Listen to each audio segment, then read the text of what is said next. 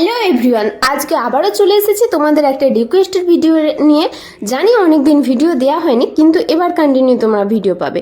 রূপকথায় চলে এসেছি। হ্যাঁ, এটা গাদিয়ারার রূপকথা ক্যাফে। তোমরা অনেকে আমাকে কমেন্টে জানিয়েছিলে, আমাকে এসএমএসও করেছিলে যে অন্য খাবার ট্রাই করার জন্য ওখানে গিয়ে। চলো আজকে আমি অন্য খাবার ট্রাই করার জন্য চলে এসেছি। আর সামনে এই যে পুলটা দেখতে পাচ্ছ না, এতে অনেক রঙিন মাছ আছে।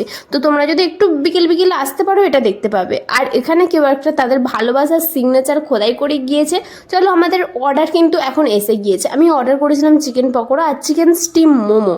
চলো, মোমোটা ফার্স্ট টাইম ট্রাই করছি। আগে স্যুপটা খেয়ে বলছি তোমাদের কেমন লাগছে। স্যুপটা কিন্তু দেখতেও অতটাও ভালো লাগছিল না, কিন্তু খেতেও অতটা ভালো লাগছিল না। চলো আসল দিকে যাওয়া যাক, মোমোটা ট্রাই করি। মোমোর চাটনিটা দেখতে পাচ্ছি বেশ ইউনিক টাইপের। তো খেয়ে অনেক গবেষণা করার পর তোমাদের বলছি মোমোটা সত্যিই ভালো ছিল। হ্যাঁ, ভালোই ছিল।